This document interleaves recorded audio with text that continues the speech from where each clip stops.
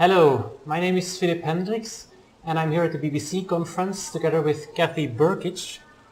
The BBC conference, one of the biggest conferences in the world on business analysis.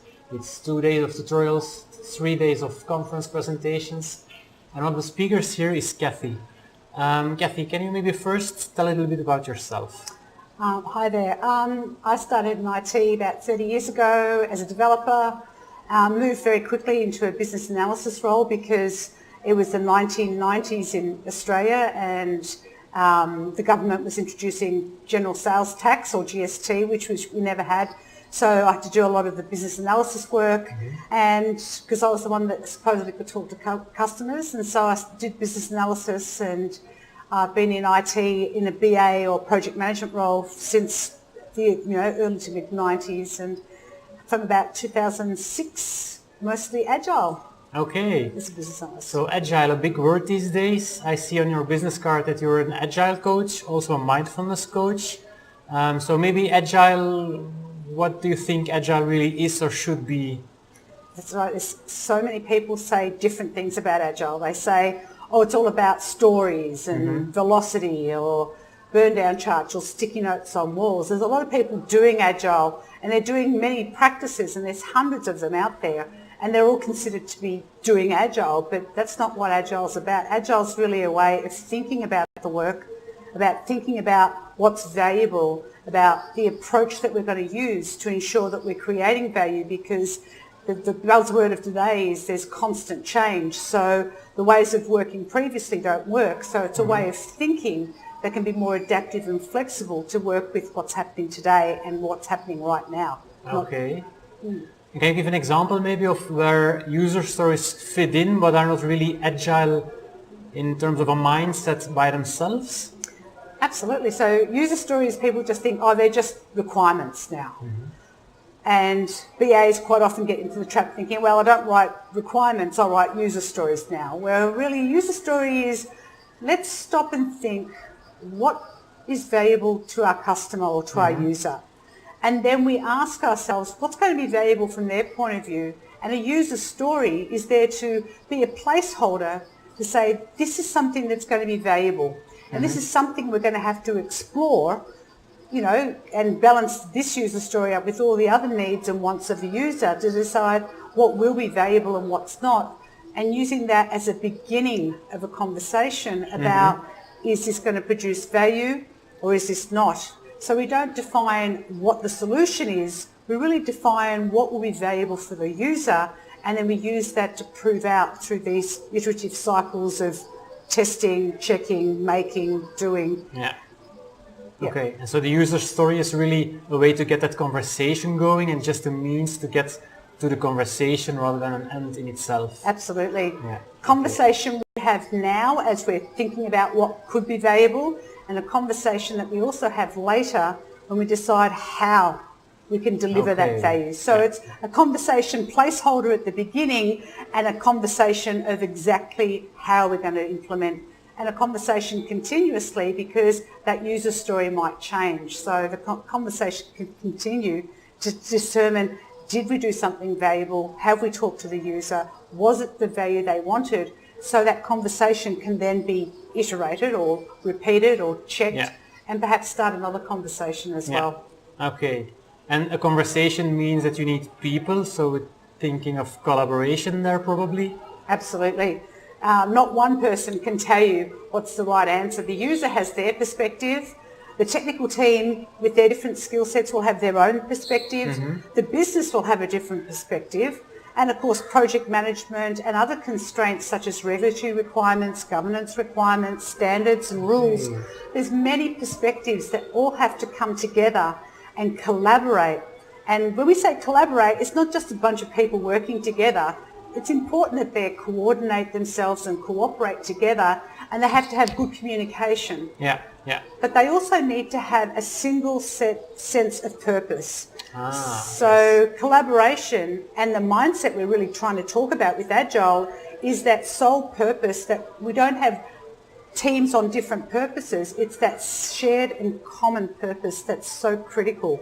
And that's where the mindset comes in, that it's a mindset of creating maximum value using all our different skills and experience and perspectives to come together for the sole purpose of delivering value and delight to our businesses and to our customers. Yeah, okay. And you're speaking about mindset, agile mindset. You're also a mindfulness coach. How do they relate? Because agile and analysis is like really technical, analytical stuff, and mindfulness is like that fluffy psychology stuff. What's the relation? Definitely. So when we talk about mindset, Agile was only ever produced or came up with as a way of thinking, as a mindset. Mm-hmm. When we think about mindset, it's kind of like an internal attitude that we adopt. Okay. So that's what a mindset is, and the Agile mindset is one of collaboration, flexibility, experimentation, learning, and collaboration. So when we talk about the Agile mindset, they're the elements that we use to be that attitude that we take as we go about our work. Now, to do that, it's hard because we all come from different worlds, different filters, different perspectives. So to come together and all share that, we need to be mindful of, are we using the right mindset in our attitude, or are we going for our own individual pursuits, our non-collaborative attitudes? Okay. So mindfulness comes in because mindfulness, when we boil everything down, take away all the hippie stuff and the fluffy stuff, which is very common, it's actually really an awareness, and a real complete awareness without all these judgments and perceptions that can cloud what the real objective is. So when we think of judgments, everybody's got their likes and dislikes and judgments because we're a product of our past. And that past comes up continuously, and we like to defer back to a position from the past because it's the easiest way. We think we did that in the past and it works, so we'll do it again. So that gets reinforced. Yeah. Whereas trying to do things differently and being that right mindset, we've got to let go of that past and be aware and open to the new and open to now. So mindfulness is really that, let go of that past, come to it with clarity, come to it open, come to it without all that mental junk that gets in the way. Okay. To think things differently and say, is this the right mindset to be agile? And perhaps even, is this the right way of thinking if I want to do something innovative, or if I really want to not just meet my customers' needs, but exceed them and delight them with give them something they didn't even expect or didn't know that they even needed. Like, who knows? Okay. Who knew that we needed internet on our phones, right? If you told me 10 years ago I needed email on my phone, I didn't think I needed it, but now I couldn't go without it. Yeah. So giving customers something they didn't even know they needed means we have to think differently, and we can't come from the way of the past. We've got to open to the new. So we've got to use that awareness to kind of break the habits of going down the old pathways. Yeah, okay. So mindfulness helps there in the sense that you let go of how you perceive things, you let go of your judgment, and you are open to really understanding what other stakeholders, customers are really saying, expecting, needing. Absolutely. Yeah, okay. And the awareness comes in too, to say, am I doing this from habit? So you kind of catch yourself and use that awareness, not just of what's happening, but awareness of, is it my perception or is it really value? So we let go of those things and become more aware. Yeah, okay.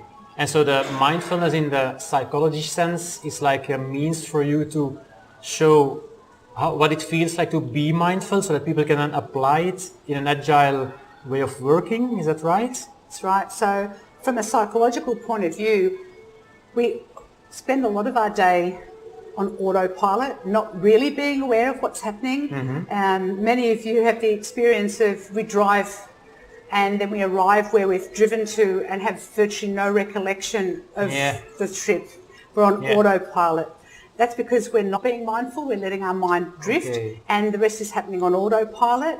So we go through our days like that. So mindfulness, in a formal sense, enables us to kind of have that strength training for the brain, to be more present, to come to it with that clarity, and to be able to concentrate without being distracted by all the things that happen. So by doing mindfulness, we're actually enabling our brain to become more aware and not just going to the default habits and ways of working.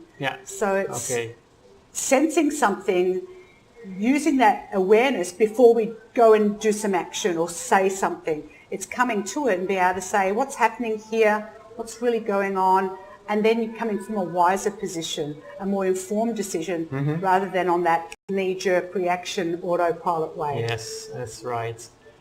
So would you have any practical tips for a BA or someone in a BA role to get started on this, to see how can I apply some kind of mindfulness thing in my work so that I am more mindful of what other people say and do, and then in an agile context apply it?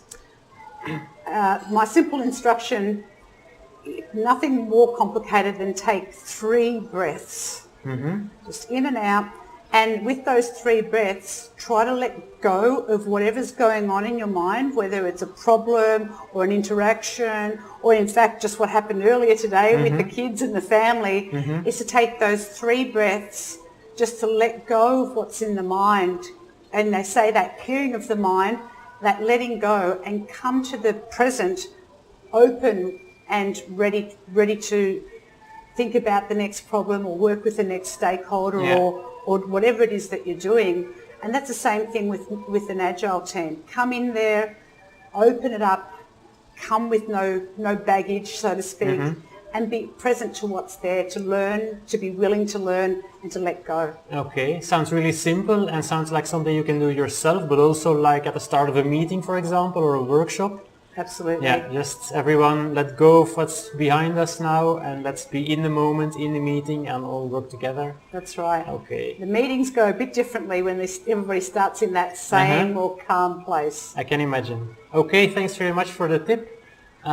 Is there any way people can reach out to you or can see you speak at other conferences perhaps? Sure. So a few different ways. I have a website of my own consultancy, which is mindatworkconsulting.com.au. Okay. It's all one word, Mind at Work Consulting. So mindfulness at work, your mind frame at work, your mindset at work.